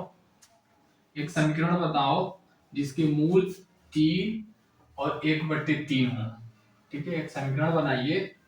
क्वेश्चन है, समीकरण बनाओ, बताओ जिनका मूल 3 और 1/3 है। दो मूल दे रखा है ना, तो समीकरण निकालना है। काफी आसान तरीका है, कुछ नहीं करेंगे, ऐसे कर लेंगे। तो समीकरण क्या हो जाएगा, ऐसे लिख लेना, समीकरण बराबर एक्स स्क्वायर माइनस मूलों का योग। मूल कितने हैं, 3 है और 1/3, इन दोनों को जोड़ देंगे, फिर एक्स लगा देंगे, प्लस मूलों का गुणनफल, गुणनफल का मतलब इन दोनों का गुणा कर देंगे, यहाँ पे बराबर 0 लिख देंगे। हमें यही करना है। ठीक है, एक्स स्क्वायर इसको लॉसा वसा लेकर के हल कर लोगे ना, तो 3 3 का 9 प्लस 1 आ जाएगा। ये हो गया, यहाँ से यहाँ कट जाएगा, 1 बच जाएगा। ठीक है, ये हो जाएगा x square minus 10/3 x plus 1 बराबर 0। अब तुम 3 का गुणा भी कर सकते हो एलसीएम उलसीएम लेकर के। ठीक है, एलसीएम ले लोगे, 3 हो जाएगा, 3x² हो जाएगा माइनस 10x हो जाएगा प्लस 3 बराबर 0 हो जाएगा। 3 का गुणा करोगे तो हर चीज 0 हो जाएगा, तुम्हारा आंसर आ जाएगा केवल 3x² माइनस 10x प्लस 3 बराबर 0। ये आंसर आ जाएगा तुम्हारा। खत्म। इस टॉपिक के भी क्वेश्चन मैंने लगा ली है, और एक दो क्वेश्चन और लगाते हैं। ठीक है, देख लिए, एक दो क्वेश्चन और लगाओ।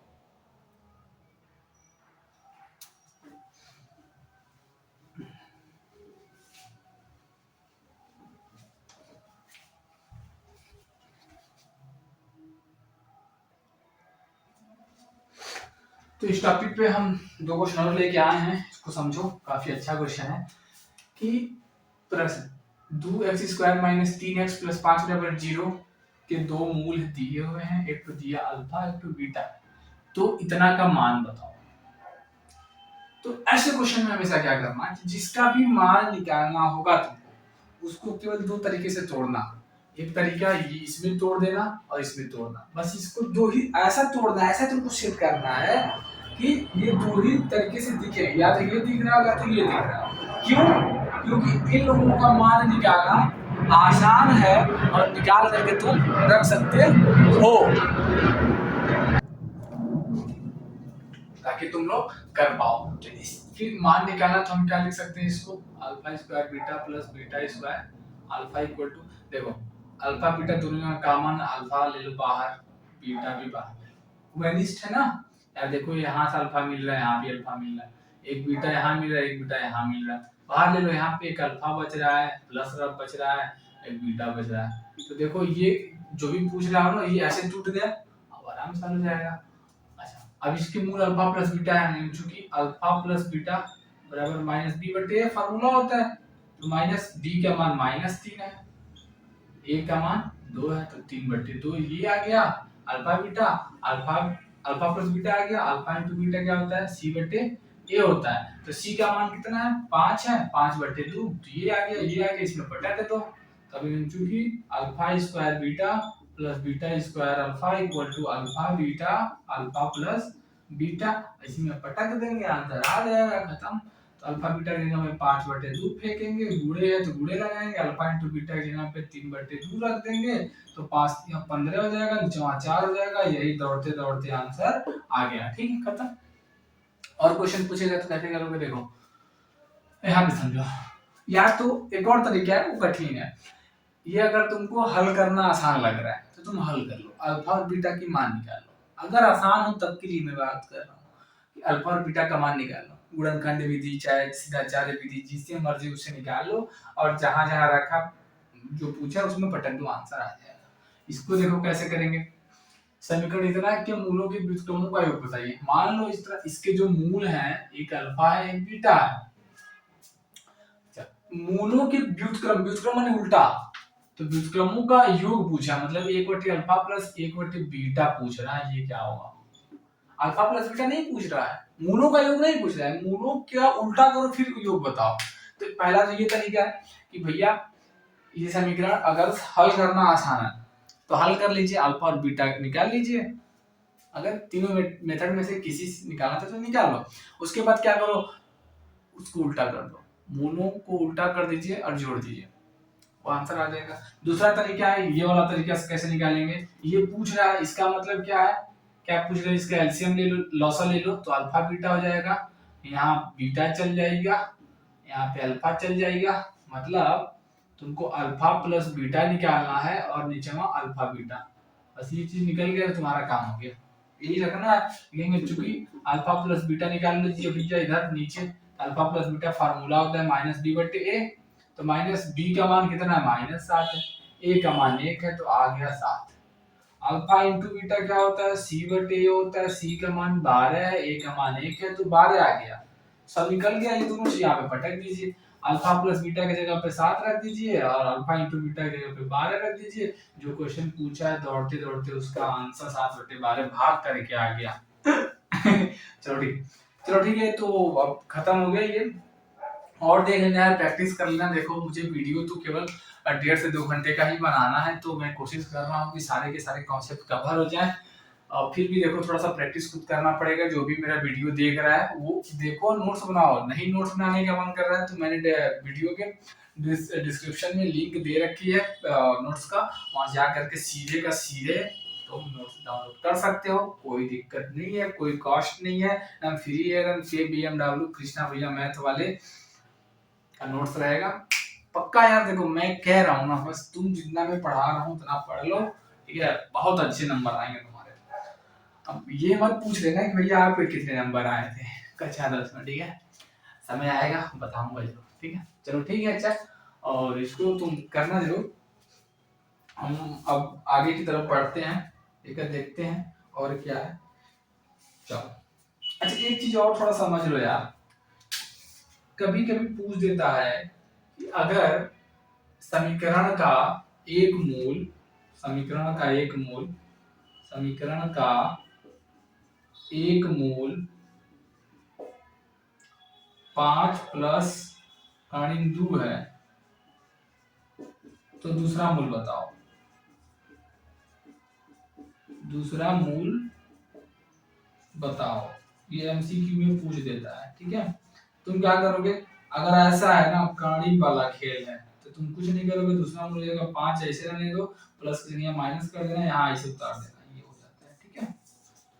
कॉन्सेप्ट याद रखो और देख लेना, वैसे मेरे हिसाब से कुछ छूट नहीं रहा है, मैंने सब चीज कवर कर लिया है, ठीक है। अगर और भी कोई दिक्कत होगा तो तुम लोग बोल सकते हो। चलो नेक्स्ट टॉपिक पे आते हैं, इबारती प्रश्न।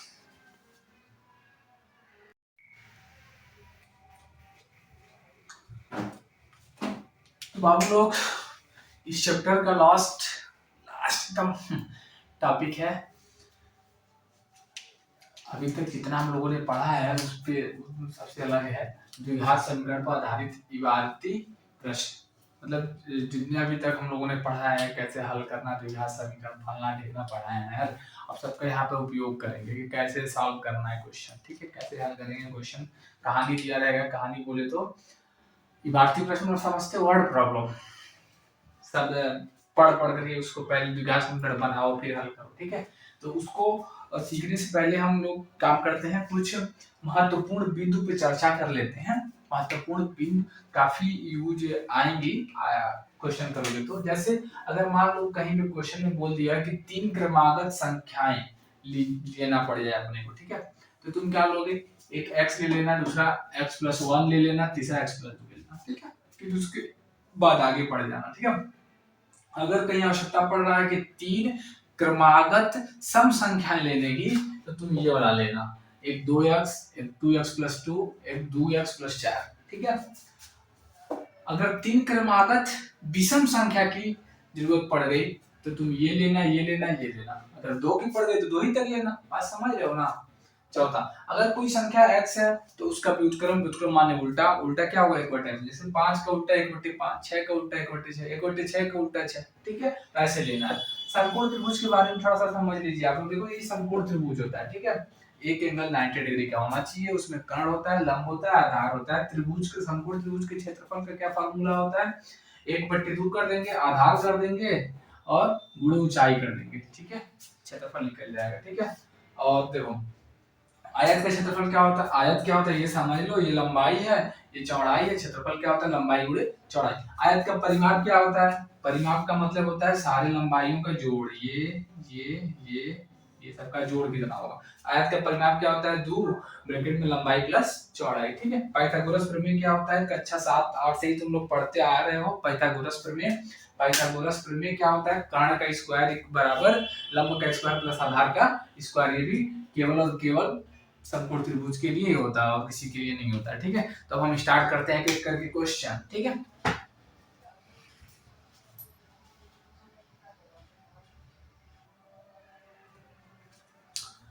तो बाबू द्विघात समीकरण पर आधारित त्रिभाज्य प्रश्न पे हम 2 क्वेश्चन पहले लेके आते हैं, थोड़ा सा समझो इसको।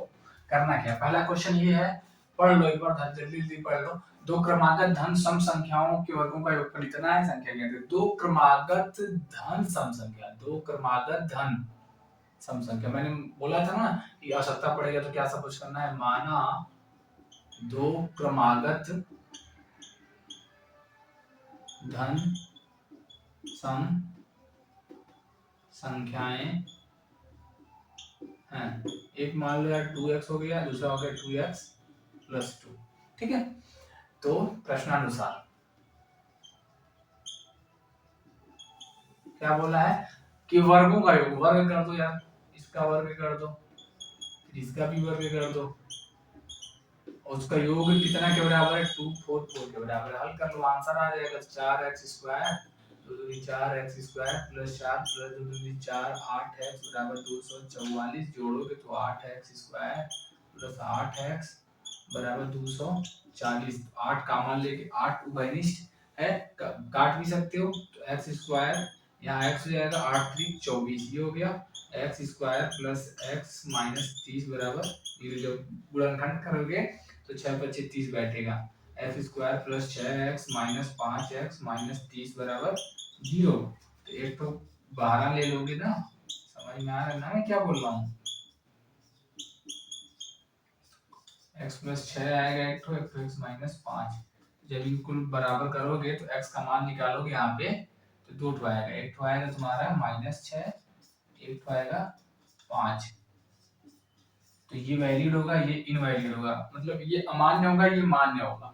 क्यों, क्योंकि दो क्रमागत धन सम संख्या निकालना है, धन, ठीक है, और सम संख्या धनात्मक निकालना है, तो इसको लेना पड़ेगा। पहला क्या हो जाएगा तुम्हारा, यहाँ देखो 2x लिए थे ना यार तुम, तो लिख लोगे ना, पहली दो क्रम ऐसे लिखना, x का मान निकल गया, तो क्रमागत धन सम संख्या है, मैं यहाँ पे लिख देता हूँ,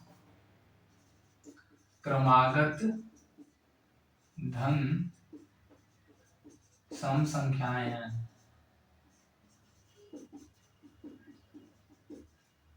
एक है 2x, एक है 2x + 2, तो यहाँ पे वैल्यू रख दो, 5 दूनी 10 हो जाएगा यहाँ पे, और एक तो 10 2 12 हो जाएगा, तो ये आंसर हो गया, ठीक है।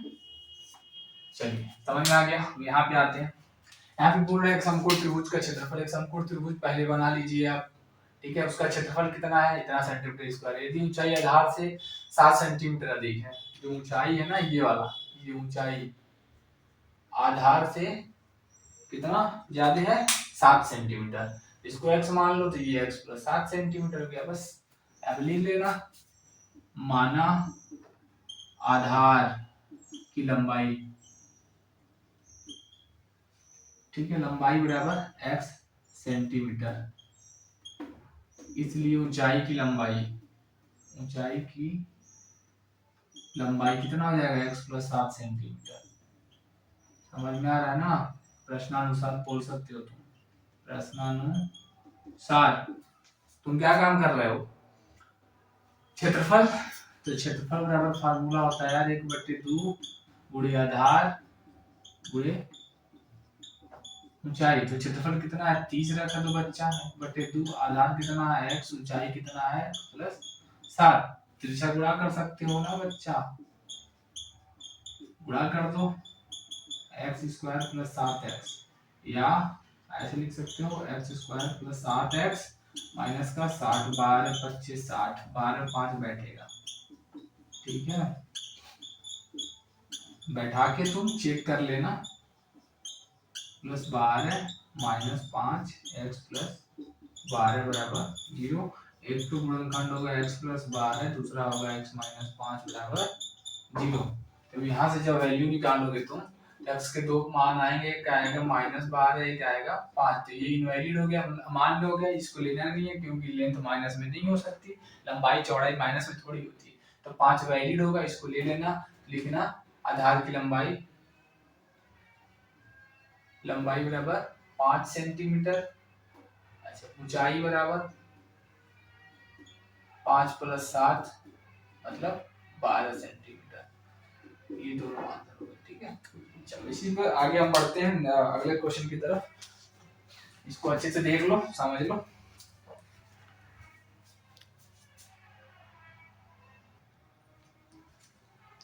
तो बढ़ चुके बाबू हम लोग एक क्वेश्चन की तरफ, इसको तुम पढ़ सकते हो, ठीक है। बोला है क्या, परिमाप दिया हुआ 80 मीटर, 80 मीटर तथा क्षेत्रफल 40 मीटर स्क्वायर के एक आयताकार पार्क को बनाना है और उसकी लंबाई और चौड़ाई बताइए। तो ठीक है, मान लिया, माना लंबाई बराबर x सेंटीमीटर मीटर है, चौड़ाई देखो ऐसे y, तुम x और y से भी कर सकते हो, आ जाएगा, ठीक है। तो दो चर राशि वाले रैखिक समीकरण युग्म से भी कर सकते हो, लेकिन हम बढ़ाने की कोशिश नहीं कर रहे हैं, हम ऐसे सोच रहे हैं। लंबाई ये हो गया, ठीक है। चूंकि परिमाप बराबर 80 मीटर दे रखा है, परिमाप का फार्मूला क्या होता है, परिमाप बराबर 2 लंबाई प्लस चौड़ाई, ठीक है। परिमाप की जगह पर 80 रख दो, 2 रख दो, लंबाई प्लस चौड़ाई रख दो बच्चा, समझ पा रहे हो। 2 से काट दो तो 40 हो गया, लंबाई प्लस चौड़ाई, ठीक है। चौड़ाई निकाल लो यहाँ से, तो 40 इक्वल टू लंबाई x मान लिया मैंने, चौड़ाई निकाल लीजिए। तो चौड़ाई बराबर क्या हो जाएगा, 40 माइनस x मीटर, ये इतना मीटर आ गया, ये लंबाई हो गया, ये चौड़ाई हो गया। चूंकि प्रश्नानुसार क्षेत्रफल कितना है, क्षेत्रफल बराबर लंबाई गुणे चौड़ाई होता है, चलिए क्षेत्रफल 400 है, लंबाई x है, चौड़ाई कितना है 40 माइनस x है, पटक दीजिए, आंसर आ जाएगा। मौका मिलेगा तो हम बता देंगे। हो गया, इसको बैठा लो। तो x square minus 40x plus 400 बराबर 0 को मौका मिल गया, बता दीजिए। ठीक है, तो 400 का गुणनखंड करोगे तो 20 गुणे 20 बैठेगा, ठीक है। 20x माइनस 20x प्लस 400 बराबर 0, ठीक है। तो x बाहर ले लो ना, वैनिस्ट है, तो x माइनस 20। देखो यार, जब तक प्रैक्टिस नहीं करोगे तब तक आएगा नहीं। मेरी 1 शॉर्ट वीडियो से देख लोगे तो तुमको एकदम पल्ले नहीं पड़ जाएगा, तो समझ में आएगा केवल, लेकिन प्रैक्टिस तुमको ही करना है यार, ठीक है ना। तो दोनों को जब तुम हल करोगे तो x की वैल्यू 20 आ गई, 20 मीटर, तो लंबाई कितनी हो गई 20 मीटर, ये 20 मीटर होगी लंबाई, चौड़ाई कितनी हो जाएगी 40 माइनस 20, ये भी 20 मीटर, ओके। तो लंबाई आ गया ना, लंबाई बराबर 20 मीटर, m का मतलब मीटर है, ठीक है। चौड़ाई कितना है 40 माइनस x मतलब 40 माइनस 20 मतलब 20 मीटर, ये भी आ गया, मतलब ये वर्ग है, ठीक है।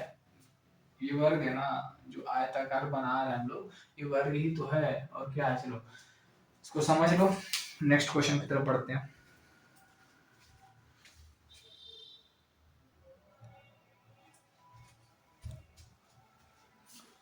तो हम आ गए अपने अगले क्वेश्चन की तरफ। देखो, एक नाव की शांत जल में चाल 15 किलोमीटर प्रति घंटा है, नाव को धारा की दिशा में 30 किलोमीटर जाने और फिर वापस धारा के विपरीत दिशा में उसी स्थान पर आने पर लौटने में लगा कुल समय 4 घंटे 30 मिनट है। धारा की चाल बताइए, मिनट ऐसे लिखाता है, हाँ, यूपी बोर्ड हिंदी मीडियम। चलो ठीक है, देख लो पर क्या क्या दिया हुआ है। तो नाव की चाल, शांत जल में नाव की चाल, ऐसे लिखो, शांत जल में नाव की चाल, जो जो दे रखा है उसको पहले लिख लो। देखो किलोमीटर प्रति घंटा को हम के एम किलोमीटर पर घंटा को ऐसे लिखेंगे बार बार, ठीक है, समझ लेना। अच्छा, जाने जाने का दूरी, जाने का दूरी बराबर आने का दूरी बराबर, ठीक है ना, आने का दूरी है क्योंकि 30 ही किलोमीटर है, बराबर 30 किलोमीटर, ठीक है। कुल समय, कुल समय कितना लग रहा है, 4 घंटे 30 मिनट, या हम ये बोल सकते हैं 4.5 घंटे। 4.5 घंटे को हम क्या लिख सकते हैं, इतना घंटे, इतना घंटे का मतलब 9/2 घंटे, क्योंकि देखो 30 मिनट का मतलब 1/2 आधा घंटा में बदलिए, जोड़ दिया, ठीक है, 9/2 घंटे आ गए। अच्छा, माना धारा की चाल, धारा की चाल बराबर x किलोमीटर पर घंटा, इसलिए जब नाव, देखो जैसे मान लो, ठीक है, अपना एक नाव है,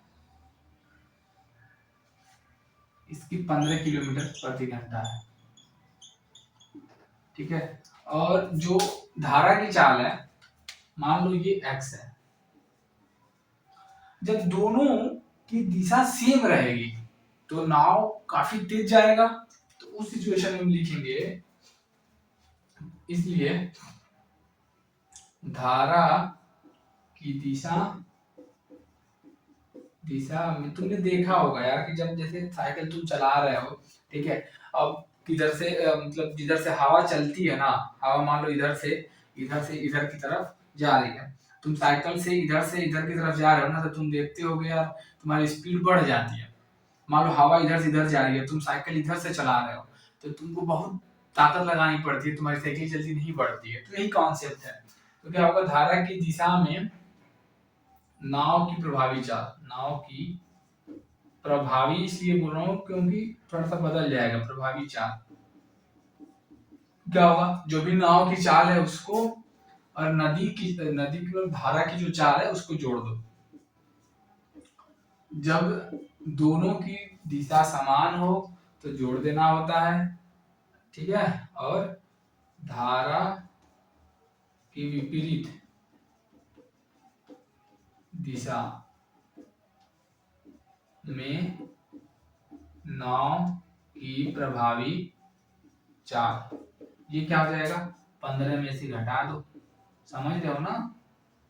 चलो बस खत्म कहानी, बस इतना ही है। मैं अब समझो दूरी कितना तय कर रही है, ये मान लो ये नाव यहाँ से यहाँ तक जा रही है, फिर यहीं से यहीं तक आ रही है, तो दूरी जाने और आने के लिए 30 किलोमीटर ही है, तो जाने में 30, आने में फिर 30, समझ रहे हो ना। तो जाने में लगा समय, जाने में लगा समय, समय का फॉर्मूला क्या है भैया, दूरी बटे चाल, दूरी बटे चाल, तो दूरी कितना रखेंगे, 30 रखेंगे, चाल क्या होगा ये वाला यूज करेंगे हम, 15 + x, इतना घंटे, ठीक है। आने में लगा समय, फिर वही फार्मूला, दूरी बटे चाल ही होगा फार्मूले के लिए हमेशा। अच्छा, अब दूरी तो 30 है लेकिन चाल थोड़ा सा बदली हुई है, इतना घंटे, फिर थोड़ा सा मिटाते हैं, इसको मिटा देते हैं, नोट कर लो, ठीक है, ऐसा नोट कर लो, फिर थोड़ा सा इसको मिटा करके दिखाते हैं ना, यहाँ लिख देते हैं, यहाँ पे हम ऊपर से मिटा देते हैं, क्वेश्चन नोट कर लो, हम मिटा रहे हैं।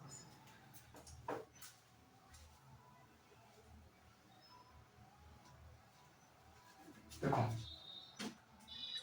तो अपने को पता है ना कि जब दोनों जाने प्लस आने का समय कितना है, 9/2, तो जाने का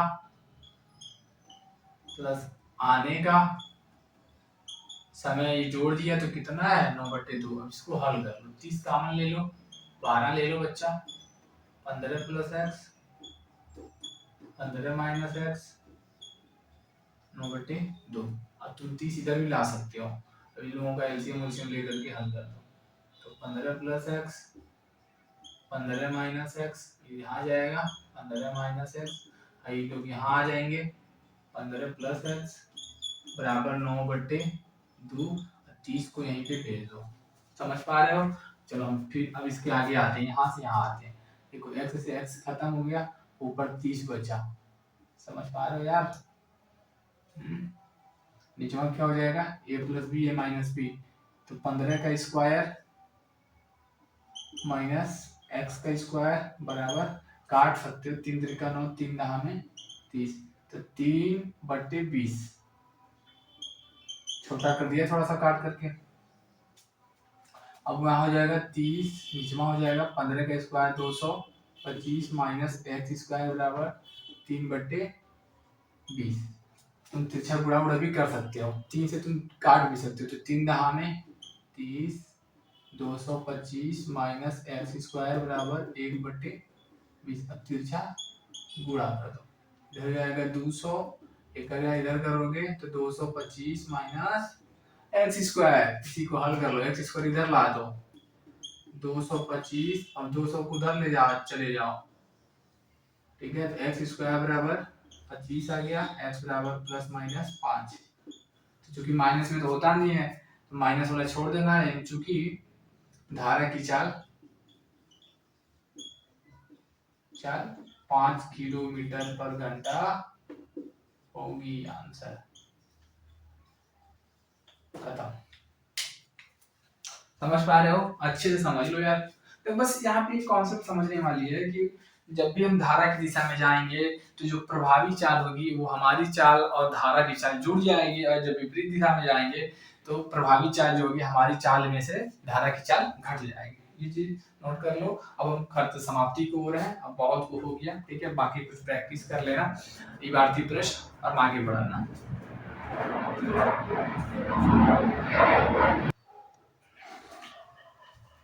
तो बाबू इबारती प्रश्न खत्म कर लिया हम लोगों ने।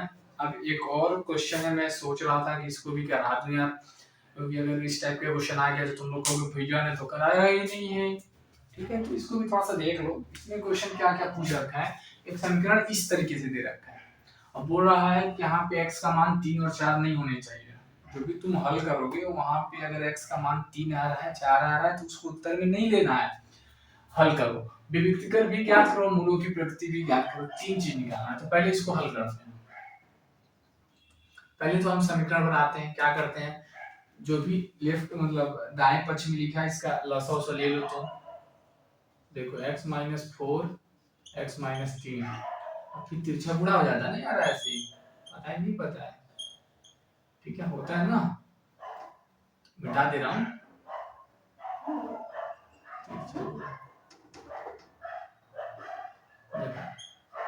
तो 2x फिर x - 3 प्लस x - 4 2x - 5 बराबर 25/3। गुणा कर लो बच्चा, तो 2x स्क्वायर माइनस 6x,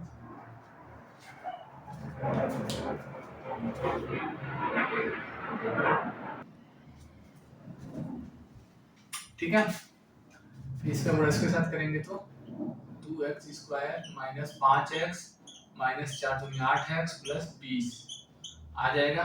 नीचे में गुणा कर देंगे तो आ जाएगा x square minus 3x minus 4x plus 12। देख लेना कैसे गुणा उड़ा हुआ है यार, अब ये सब बताऊंगा तो वीडियो बहुत लंबा हो जाएगा, ठीक है। अब देखो इसको जोड़ दो, तो 4x स्क्वायर इसका इसके साथ 6 5 11x 11 8 19 ना,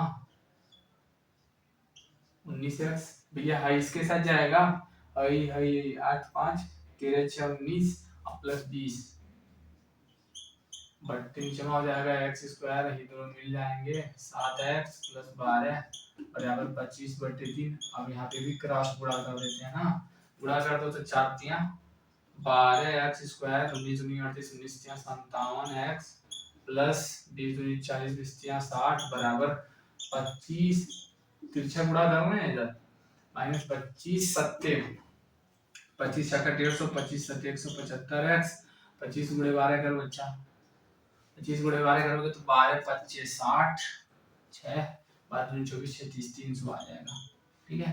सबको एक साइड कर लो, 12x² माइनस 57x प्लस 8 फिर minus 25x² plus 175x minus 300 बराबर 0। इसकी बिरादरी यहाँ पे मिल रही है ना, तो माइनस का 13x² हो जाएगा। ये यहाँ पे मिल रहा है 175 में से 57 घटा दो तुम, 175 में से 57 घटा दो तो 15 में से 7 जाएगा यार, 8 बचेगा, 16 में से 5 जाएगा तो 11 बचेगा, 118 आ जाएगा प्लस का 118x। 300 में से 60 घटा दोगे तो माइनस 240 बराबर 0। या इसको ऐसे लिख सकते हो, माइनस जो है ना वो अनिष्ट है, हटा दो उसको कॉमन लेकर के, तो 13x² माइनस 118x माइनस का प्लस हो जाएगा 0। ठीक है, ये तुम्हारा द्विघात समीकरण बन के रेडी हो गया। को हल करें भैया, हल करना पड़ेगा, पहले व्यक्तिगत पूछा, व्यक्तिगत बता दो यार। चलो व्यक्तिगत क्या हो जाएगा, चूंकि a बराबर 13 हो गया, b बराबर माइनस 118 हो गया, c बराबर 240 हो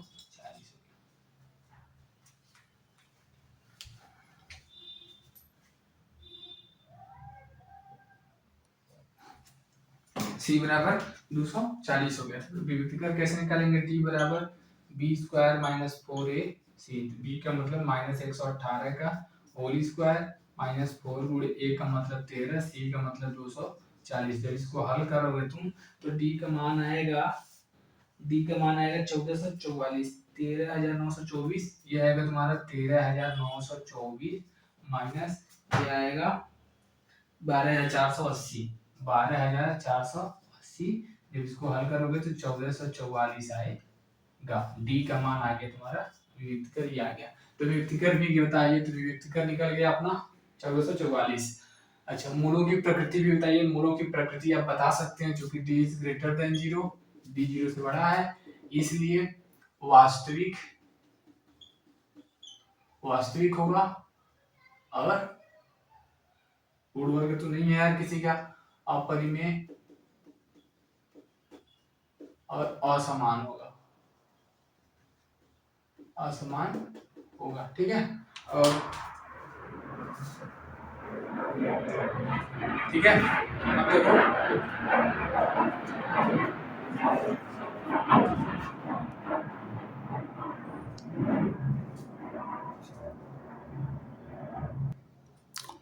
यार, इसलिए बार बार वीडियो रोकना पड़ रहा है, वो जहाज वगैरह बहुत उड़ रहा है भाई, क्या ही किया जाए। ठीक है, हो गया। अब निकालना है अपने को, तो कैसे निकालेंगे, सीधा चार फार्मूला लगा लो, x बराबर minus b plus minus under root b square minus 4ac बटे 2a। ठीक है, तो x बराबर माइनस बी माइनस माइनस 118 हो जाएगा, प्लस माइनस कहानी में b की जगह यहाँ पे d की जगह यहाँ पे, वो तो d का ही मान है ना, तो उसको जब हल करोगे तो 1444 आएगा। नहीं देखो, ये अपरिमेय नहीं होगा, परिमेय होगा, क्योंकि ये पूर्ण वर्ग है ना, पूर्ण वर्ग आएगा, 38 का आएगा, करोगे तो आएगा। ठीक है, बटे 2 गुणे a। ठीक है, तो x बराबर माइनस माइनस प्लस हो जाएगा, प्लस माइनस 38 का पूर्ण वर्ग है 26।